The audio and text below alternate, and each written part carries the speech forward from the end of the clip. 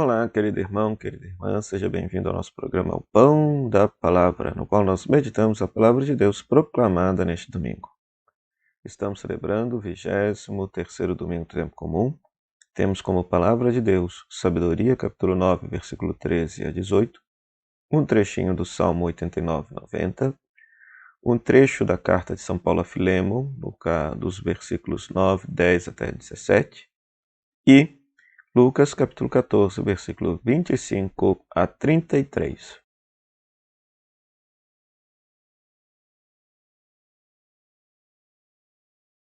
Se nós formos tomar o Evangelho como a palavra principal de Deus neste domingo, então esse domingo trata do um tema vocacional, porque Jesus vai nos ensinar que nós devemos ponderar as condições para ser seus discípulos. No Evangelho, Lucas capítulo 14, Jesus deixa bem claro que aquele que não se desapega da sua família não pode ser discípulo, tem que tomar a cruz cada dia para poder segui-lo e deve calcular, né? Ou seja, as condições se de fato quer ser discípulo de Jesus. Ora, muitos entram no caminho de Cristo sem se dar conta que o caminho de Cristo é o caminho da cruz, é o caminho do martírio, é o caminho do serviço, é o caminho da entrega de vida. Este é o caminho cristão, esse é o caminho do seguimento de Cristo. Amar o próximo, até necessário dar a vida por ele, se preciso for. Né? E é interessante porque essa questão do calcular, de pensar, é algo que aparece somente aqui no Evangelho de Lucas. Parece que o Jesus lucano, ele não quer de fato que ninguém esteja seguindo de forma enganada, mas que tenha plena consciência daquilo que é sua vocação, daquilo que é seu chamado, ou seja, as condições necessárias, as exigências necessárias que Jesus coloca para quem quer ser seu discípulo. Então é interessante, né? A imensa maioria do povo cristão tornou Jesus um objeto de devoção e de culto. E é claro que nós devemos adorar e ser devotos de Jesus, porque Ele é Deus, a segunda pessoa da Santíssima Trindade, Deus encarnado em meia história humana. Mas só que este verbo encarnado, ele foi um mestre, foi um rabi, foi um profeta. Então ele convidou discípulos a seguirem-no, ou seja, a assumir o seu estilo de vida como próprio. E daí é necessário, mais do que nunca, nós nos questionarmos se de fato Cristo é o centro de nossa vida, se todas as instâncias de nossa vida estão sendo vividas de acordo com o projeto dele, tendo-o como modelo e paradigma, se de fato estamos dispostos a assumir o caminho da cruz, o caminho do martírio por amor, ou seja, da entrega de vida amorosa ao próximo, sobretudo os mais necessitados, sendo que este foi o estilo de vida do próprio Jesus. Né? Então pensemos sobre essa realidade. Depois, a segunda leitura é um trechinho da carta de São Paulo a Filemon, que é uma preciosidade do Novo Testamento.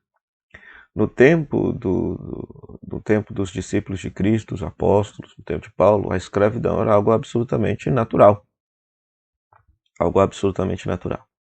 E aqui parece-nos que um escravo chamado Onésimo fugiu do seu dono Filemon e o devolveu, né? E Onésimo foi encontrar com Paulo na prisão. Paulo já estava preso aqui. Entenda a prisão aqui como prisão domiciliar, tá certo? Porque, segundo consta a tradição, Paulo era cidadão romano, então por isso estava preso, ia ser levado para Roma, mas a prisão não era prisão com grades, etc. Era uma espécie de prisão domiciliar, guardado por soldados romanos. Então Onésimo vai ajudar Paulo nessa prisão domiciliar e ele se converte ao cristianismo. Paulo torna cristão. E agora Paulo, sabendo que vai para Roma, manda Onésimo de volta ao seu dono. E aí é interessante ler toda a carta, por quê? Porque Paulo pede a Filemon que acolha Onésimo não mais como escravo, mas como um irmão do Senhor. Né? Então é absolutamente radical isso aqui. Muito embora a sociedade tivesse essa distinção entre servos e escravos, dentro da comunidade cristã, por causa da fé cristã, por causa do discipulado de Cristo, não se podia mais ter essa divisão. Né? Então, a fé cristã, ela suplanta, de fato, todas as divisões sociais, pelo menos dentro da comunidade cristã. Por isso que Paulo, em outra carta, vai dizer que em Cristo Jesus não há nem judeu nem grego, nem homem nem mulher, nem escravo nem livre, mas todos são um só em Cristo Jesus. Está lá na carta aos Gálatas. Né? Mesmo que socialmente existam essas distinções, dentro da comunidade cristã, todos devem ser tratados com a mesma dignidade, com a mesma igualdade, porque todos são filhos e filhas adotivos de Deus pelo batismo. Então, é uma lição tremenda que nós precisamos ter. Por quê? Porque ainda hoje, infelizmente, se vê na experiência religiosa a distinção de classe, de pessoas, né? Pessoas que possuem status social mais elevado, que discriminam as outras. Então, tudo isso está errado. Ou seja, quem pratica esse tipo de coisa dentro da comunidade cristã, ou seja, está se deixando levar muito mais por um critério mundano de discernimento do que pela própria palavra de Deus. Né? Então, esta carta a Filemon é uma preciosidade da fé cristã, uma preciosidade do Novo Testamento, que nos ensina as consequências práticas sociais daqueles que abraçam a fé cristã. Né? Pena que é uma cartinha de uma página só e muitas vezes passa desapercebido por muitos cristãos e passa desapercebido por muitos que discriminam e oprimem as outras pessoas. E por fim, a sabedoria, capítulo 9, a primeira leitura, onde o autor medita sobre a grandeza de Deus. Quem pode conhecer os desígnios do Senhor? Então, isso aqui tem a ver com o contexto do livro. Né? O livro foi escrito originalmente em grego, em Alexandria, no Egito, num contexto no qual o povo de Israel está sendo dominado pelos gregos, pela cultura helênica, pela cultura grega. Então, tenta-se colocar como paradigma para a vida do povo a filosofia grega, a sabedoria grega, e o autor desse texto, bem como do livro de Eclesiástico, né, vai colocar a sabedoria de Israel, a sabedoria da Torá, a sabedoria do povo de Deus, como a verdadeira sabedoria. Então, aqui que está a questão.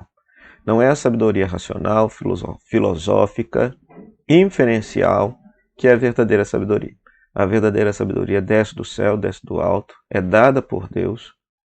Né? Aqui podemos tomar, por exemplo, o personagem Salomão, que reza pedindo a Deus sabedoria para poder governar o povo.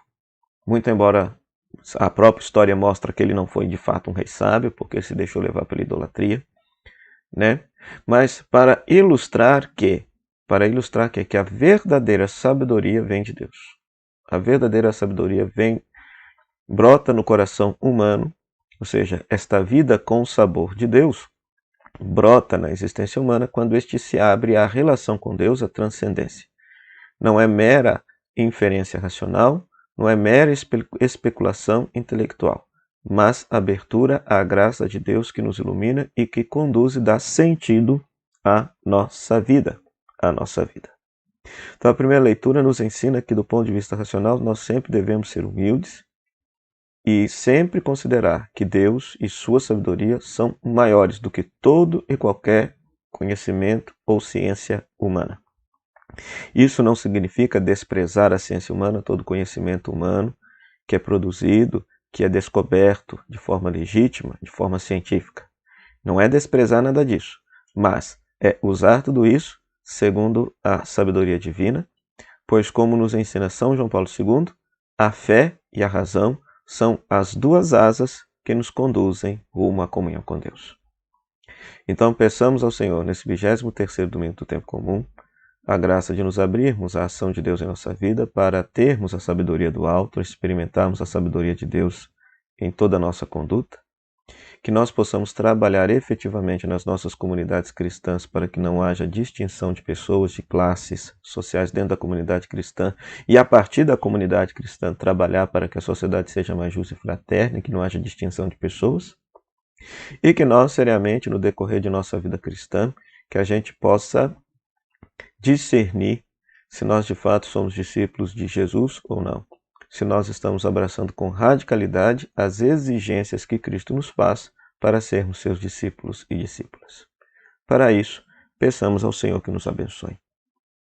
Oremos. Ó Deus, Pai de bondade, que nos redimistes e adocastes como filhos e filhas, concedei aos que creem no Cristo a verdadeira liberdade e a herança eterna. Por nosso Senhor Jesus Cristo, vosso Filho, na unidade do Espírito Santo. Amém. O Senhor esteja convosco, Ele está no meio de nós, que a bênção de Deus Todo-Poderoso, Ele que é Pai, Filho e Espírito Santo, desça sobre vós, permaneça para sempre. Amém. Até o próximo programa, o Pão da Palavra, se Deus quiser. Tchau, tchau.